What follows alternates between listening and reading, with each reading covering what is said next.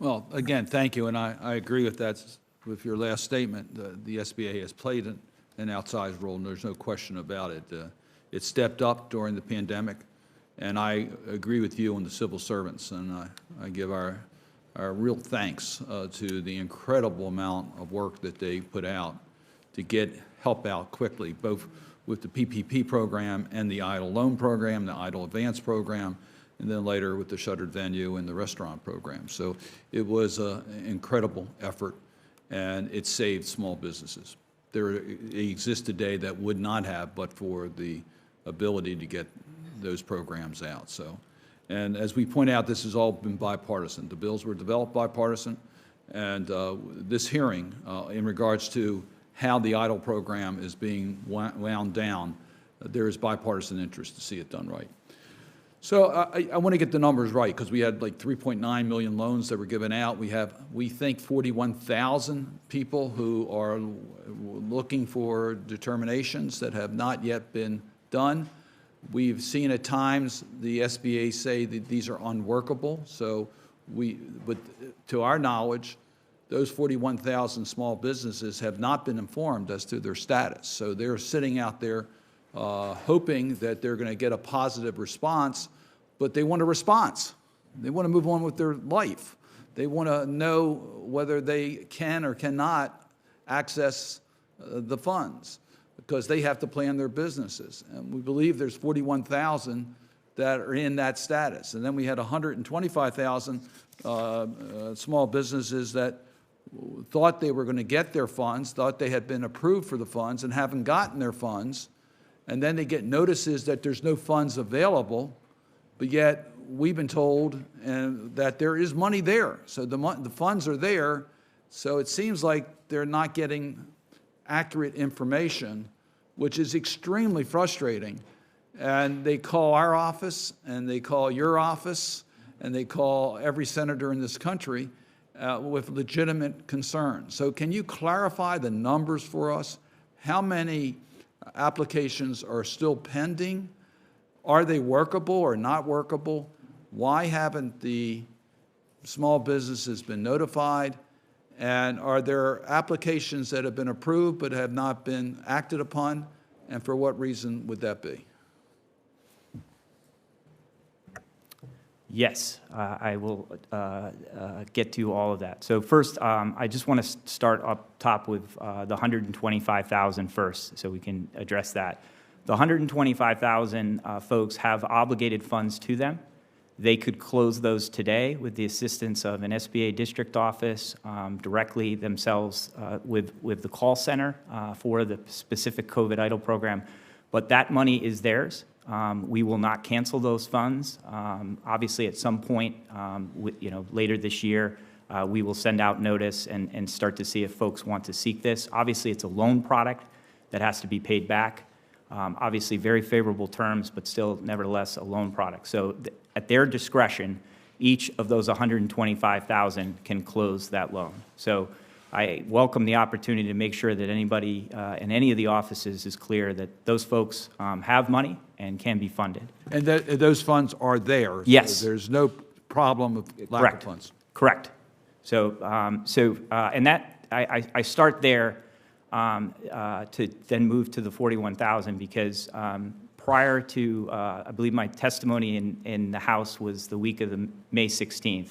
And during my testimony, it was timely because we were in the period of time where applications received on or before May 6th.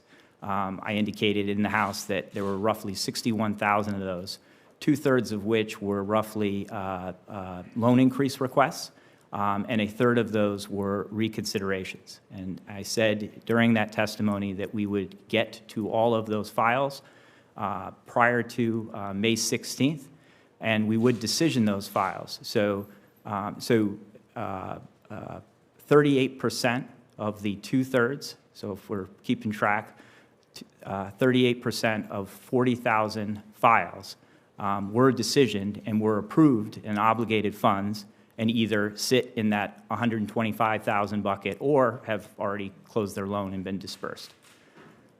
With respect to the final third, the reconsiderations, I indicated at that time, and it held true, that reconsiderations are decisioned successfully, meaning you ask for a reconsideration, the SBA reconsiders it and says, you know what, on hindsight, you are correct.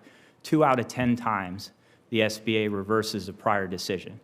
It's important to understand that 92% of the 41,000 did receive a loan and a prior decision in 2021 regarding their increase request, or in 2022 had been indicated what documents they were missing, which is 1/3, or 2/3 of that number.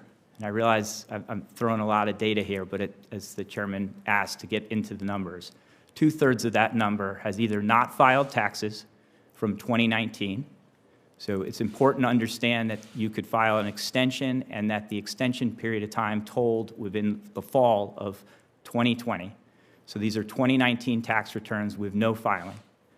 There was a filing once in 2021 when the program resumed a historic practice in SBA programs. So to Senator Erst's comments about fraud, waste, and abuse, historically the SBA has always validated tax verification through the 4506T process.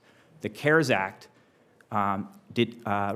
required the SBA to forego that provision, and the Economic Aid Act replaced that. So in addition to not filing or filing late, there's a third category of filers who, upon learning that their increase request was not validated by the filing that they put forward for 2019, proffered an amended filing return that coincidentally coincided with the request that they were seeking.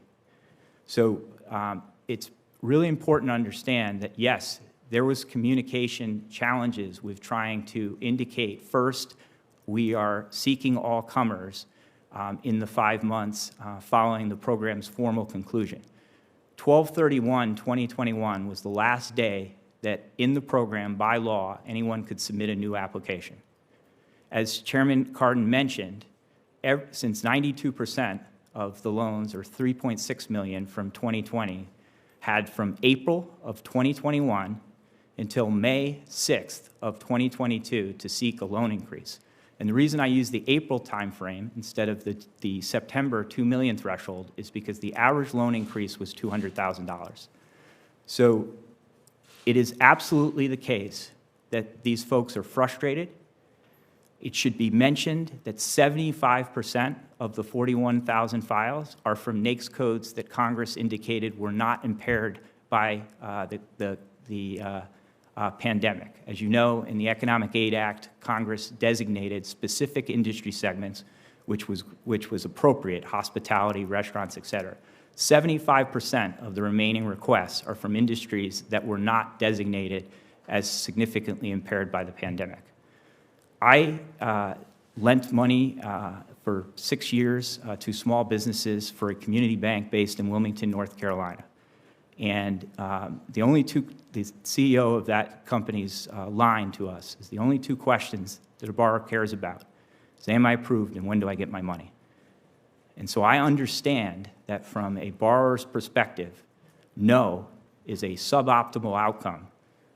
But given the fraud, waste, and abuse that this committee has highlighted for the last year and the reforms that the Economic Aid Act began and the Biden-Harris administration extended to address fraud, waste, and abuse, we cannot extend loans to folks who have not paid their taxes. Yeah, I understand exactly, and we want you to verify or recognize during COVID-19 we gave relaxations on filing returns, so not all the documentation is there, and it's not always the small business owner's fault. They may very well be entitled, they just haven't been able to because of the pandemic to dot every I and cross every T. Mm-hmm.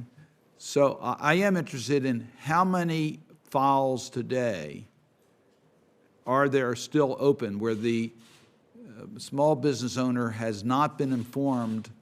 If you reject, they can file an appeal, so they have that right. But if you don't reject and they're in a sort of a open status, they don't know what the future has. How many idle applications are still pending where there hasn't been a finite answer given by the Small Business Administration? So, Chairman Cardin,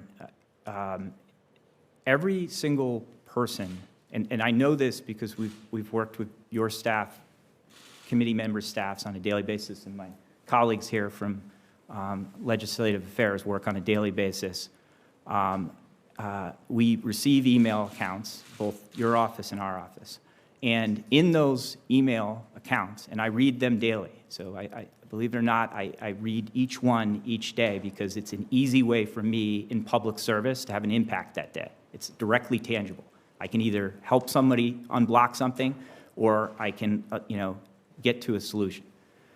In each of those email correspondence, there is an indication by the borrower of multiple instances and several different times over the balance of however long they've been seeking a loan increase, of interaction and communication with SBA employees, either at the district office or directly with the loan officers themselves.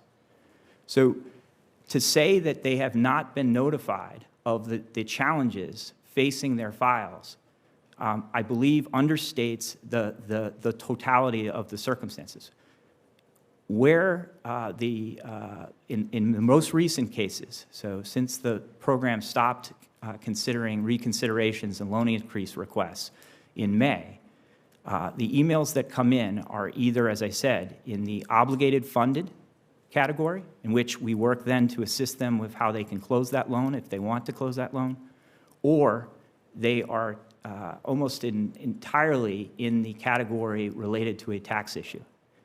And so 41,000 is obviously a deafening amount of voices, because if you took 50 states and divided it by that, that's roughly 800 calls, right? So your colleague, Senator Van Hollen, on that staff call that you mentioned, referenced 1,200 calls, which at the time, if you did 50 by 1,200, that's roughly 61,000 when we had the call. And so it's totally understandable that your offices are frustrated, that the borrower who in 2020, the federal government allowed them to seek a loan product without any verification of whether they had filed taxes or could demonstrate the gross sales receipts number and the cost of goods sold number integral to the economic injury calculation. And they say to us collectively, but you gave me money, therefore I am eligible. And in the sense that their business is small, as I mentioned, the overwhelming majority of these are 10 or fewer employees, so they are by anybody's definition small, totally true. But in the sense that we can make a reasonable reassurance of repayment from the cash flow of the business and verify that they filed their taxes, we cannot do that. So I understand what you're saying, and I think we're like two ships passing in the night. We're hearing from the borrowers that they requested additional information, they supplied that additional information, they didn't hear back from the SBA, their application is still pending, they get notification there's no money available, now they hear that money is available, then they get notification that all files are unworkable, but they think their case is still pending. That's where the frustration is occurring, and we need to know the numbers. I'll come back on the second round. Senator Ernst.